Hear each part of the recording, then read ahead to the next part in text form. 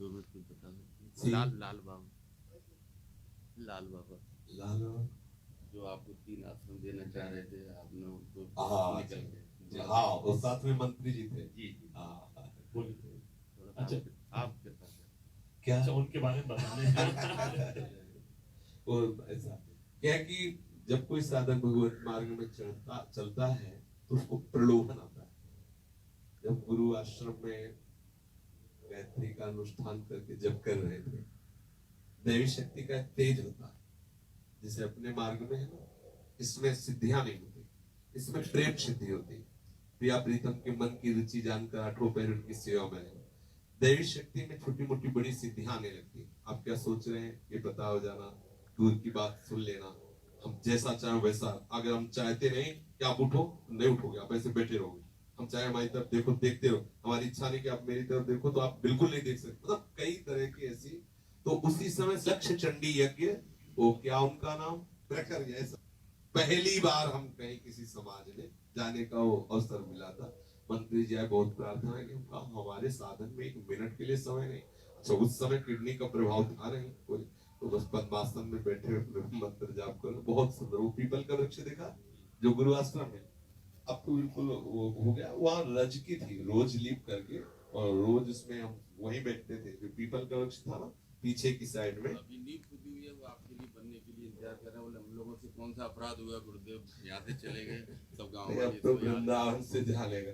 तो जब लक्ष्य चंडी यज्ञ के लिए उन्होंने बहुत कहा कि एक बार चले थे, वो बहुत श्रद्धावान मंत्री जी, मतलब बहुत गौ प्रेमी, लाखों गौओं की सेवा में उनका भाव। तो एकदम मन में आया कि चल देते हैं। तो साथ चले, शिव नारायण भी साथ गए हुए थे जो आप मिले।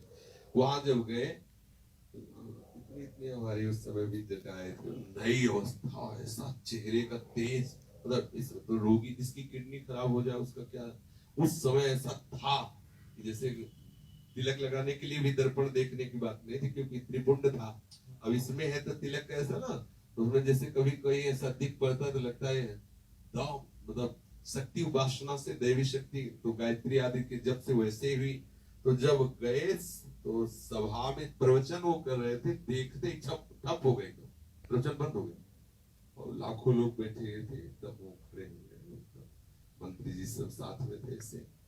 उन्होंने कहा आप बोलिए, मतलब हमें बोलने की तमीज नहीं थी, तुमको सच्ची होता है।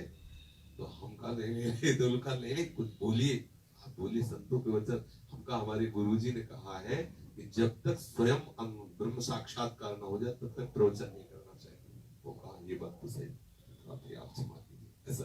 तो इन्होंने भी कहा कि एक दिन की थोड़ा आप बोलिए। तो बैठे, हम कहा श्री कृष्ण गोविंद हरे मुरारे हे नाथ नारायण वासुदेव 3-4 बार कराया। हम कहा अपनी वाणी को विराम देते अच्छा, किसी को वहां किसी को ये पता कभी नहीं चलने दिया कि कुछ भी।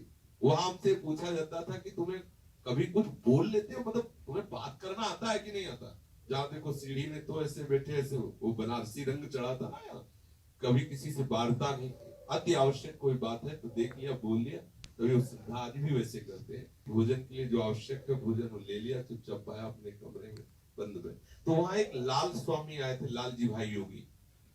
तो वहां में रुकने का अवसर मिला। फिर मंत्री जी लिवा गए कि लाल जी भाई योगी आए हुए हैं।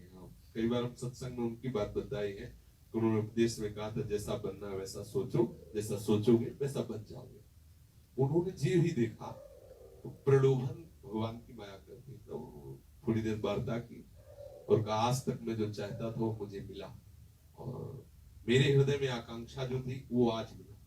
तो क्या महाराज जी मिला, बहुत अच्छे संत थे हरिद्वार के। उन्होंने कहा कि मेरी जितनी भी संपत्ति थी सुयोग्य अधिकारी नहीं मिल रहा था, आज इसे स्वीकार करो, आप गंगा की रेती में बैठे हो। 3 बड़े बड़े आश्रम थे, वो सब आपको देता हूँ और मुझे स्वतंत्र करो, मैं भजन करूँ। मामा जी प्रणाम मतलब आज तक कहीं आप फसले का कोई कभी ऐसे अवसर ठाकुर जी ने नहीं दिया। जहां हृदय में बात आती तो लगता भागो, हमारा लक्ष्य जो जीवन में। अभी कल जब हम सुनरक की तरफ से आ रहे थे तो कई लोग साथ थे, तो हमने कहा कि जीवन में जब हम किसी को देखते हैं कि गाड़ी से उतर रहा है, थोड़े अच्छे अच्छे कपड़े हैं, तो ऐसे